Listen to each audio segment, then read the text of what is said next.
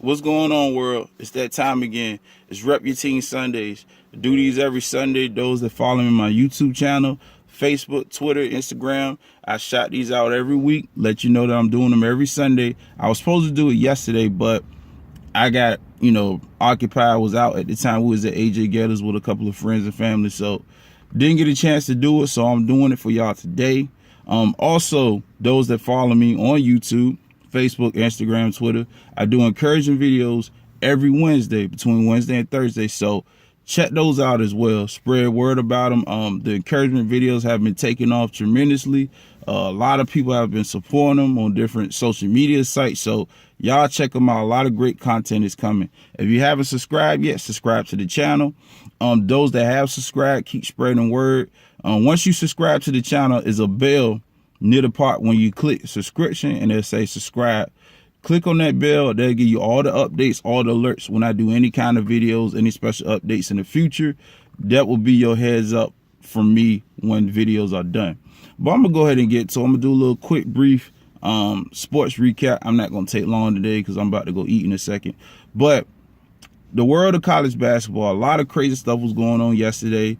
My Tar Heels lost to Duke. It's tied the series between them 51-51. So hopefully we can break away from them if we meet them in the ACC tournament, depending on where we're set up. Hopefully we can break that, but who knows? This is college basketball. I'm going to go on the record and say this because I'm a Tar Heels fan. I don't think we're going to repeat as champs because based off our team and based off how we play, we've been relying a lot on the three-point shot. And anybody that watch college basketball know traditional North Carolina teams, you'll have a point guard, a good point guard, and you'll have like some dominant big men.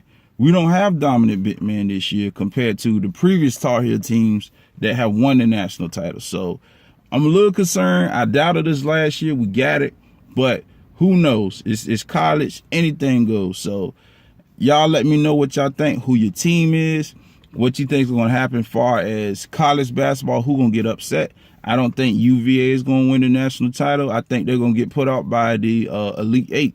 That's just my opinion, but we'll see. You never know. A lot of crazy stuff happened. Even Kansas, I didn't see this coming. They lost to Oklahoma State and lost to them bad. Michigan put out Michigan State because they got, both teams got their conference tournaments going on now. And then another one that stood out to me was Texas beating West Virginia. So that's what I love about college basketball. This time of year, a lot of upsets happen. Nobody is safe. It don't matter about what seed you are, your record. If you come to play, you come to play. And that's why they call it March Madness. In other news, NBA was going on last night. Houston versus Boston had a tight-knit game. Houston pulled away, and they're on a 15-game winning streak. A lot of people are not convinced that they will beat Golden State if they should meet them in the playoffs. I think it could be a possibility, but I have Golden State winning the West, and I still have Boston winning the East. I'm not sold on Toronto. I'm not getting my hopes up about my Heat because one minute we show up, and the next minute we don't show up. So I'm not getting my hopes up as far as Miami.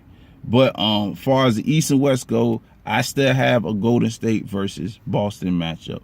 That's my prediction in the NBA. Y'all let me know what y'all think is going to happen because right around time March Madness happen, it's close for the NBA playoffs. So who your team in the NBA? You know what I'm saying? Shout them out. Let me know what you think. My Yankees looking good as far as spring training and stuff right now, but not getting my hopes up just yet. I got to see what happened in the regular season. Far as football, for those that are my fellow Cowboys fans, oh my goodness. When we first played the Packers, and I know some of you have seen it, I'm not going to stick long to football because I want to get to the main topic, which was the boxing match last night. But anyway, we played Green Bay a few years back in the divisional playoff round. Those that watched it, it was fourth down. Romo throws a catch, and usually people say Romo choked in the playoffs. Okay, Romo had a phenomenal year that year. DeMarco Murray was our running back. He was the leading rusher in the NFL. Romo throws it. Dez catches the ball. When he catches it, he's trying to make extra yardage and make a big play crossing the plane. He had possession of the ball, which he switched it from his right to his left. Long story short, He reached out, ball hits the ground, bounces out. He tried to pick it up. He's down. They say incomplete. So that rule has stuck ever since, even back to Calvin Johnson, even when they played Chicago and he had the ball and it hit the ground. And the same with the Steelers tight end. He caught it, did the same thing similar to Dez. Ball touches the ground, bounces out. I said, especially in Dez and the Steelers tight end situation, I said they were both catches. I just think at the time the refs were caught up in the moment. They probably had some vendetta against the team. I don't know. You never know with sports. And now all of a sudden it's a catch. So my thing is, for my football fans, when is enough far as these rules? Because 1 minute something is changed all of a sudden in the spur of the moment, and then years later, oh, that was a catch. Oh, that was a fumble. Like, I think to me that's jacked up, because who's to say what would have happened? Who's to say Green Bay would have beat us?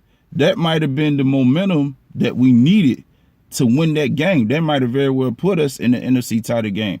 Possibly could have been the Super Bowl, but we'll never know. Why? Because they ruled it as not catchable ball. So I think my word of advice for football, the commission and all that, let the rules be the rules. Stop doing all these switching around and stuff, because to me that costs teams a chance to do something. But anyway, that's the rule in football now. It's considered a catch. The combine was crazy so far. I can't remember the player name. He has an amputated arm, but he was killing in the bench press. That's definitely motivation. So a lot of great things will happen. A lot of explosive players are coming out the draft. So shout your NFL team out. Mine is the Dallas Cowboys. No biasness here. I'm just ticked off at the fact that now they want to change the rule. When they felt like we had the momentum back then, it wasn't a catch, but now we're gonna make it a catch. I feel like it's a thing where it's an ongoing thing between the commissioner and Jerry Jones, which y'all probably seen that, where he's suing Jerry Jones for $2 million, which ain't gonna hurt him or whatever. But I just think it's an ongoing thing. If it ain't the Patriots, it's the Cowboys. So it's like the NFL against those teams for whatever reason. But anyway, I want to talk about this fight real quick, and that's gonna be the end of the video, man. Deontay Wilder versus Ortiz. That fight, now I didn't see the fight. Like I said, I was watching the North Carolina game, and I was kind of keeping an eye on the Houston and Boston game, and it was also UFC going on. I found out last night that Wilder knocked out Ortiz in the 10th round, TKO. So apparently I was told in the 5th round he dropped Ortiz one time, and then when it got to the 10th round, he got Ortiz again. But I talked to my father-in-law about it this morning.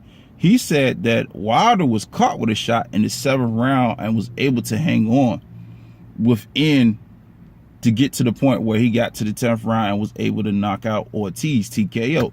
So the fight was stopped. It was a great fight, tremendous fight from what I heard.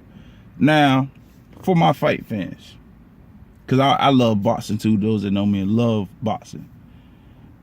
Anthony Joshua, this fight got to happen between you and Deontay Wilder. Y'all two have to fight now, because it seemed like every time when they have opponents, other than people backing out or whatever the case is, they're beating their opponents. And I feel like, I don't think Anthony Joshua is scared of Deontay Wilder. I think his team is holding him back for that. Like, both of them undefeated. Why not make the fight happen? This is the kind of stuff that makes people disgusted with boxing, because you're holding back a big Mega Million fight that could possibly revive boxing. This is something different outside of Mayweather. This is the first time boxing has gotten excited again outside of Mayweather doing all the promotions, this, that, and the other. Heavyweight division for years have been dry, because the Klitschko's, when they start winning, it won't no dominant heavyweight. It was always somebody overseas or something dominated. We haven't had an American dominate in a long time. Not since the Tysons, the Holyfields, people like that. We haven't had that in years. So make the fight happen, man. I just think it's a bunch of baloney, and I hate to say it. It's probably gonna get to the point that by the time it happens, the hype ain't gonna really be there. So my thing is, I want to see the fight happen. That's just me personally. So y'all let me know what y'all think. If you think the fight's gonna happen, what you think is gonna happen, what's the result? I'll say this, and I'm gonna end the video. If those two end up fighting, which they have to meet because it has to unify the titles or whatever,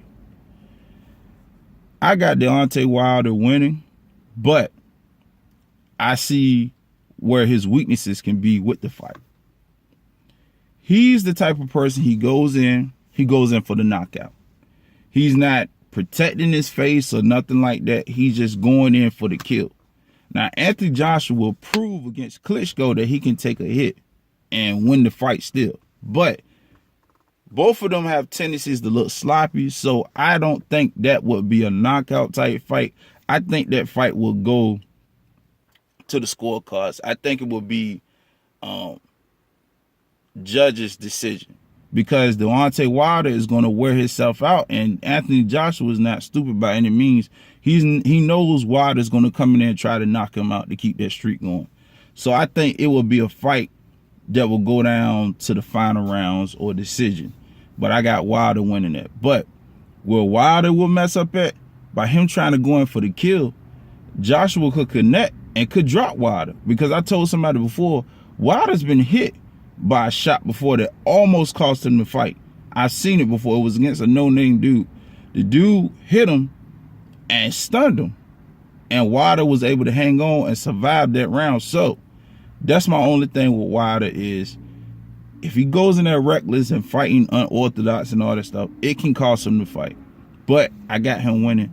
So that's my viewpoint on what goes on in the world of sports all this week, from football, basketball to boxing.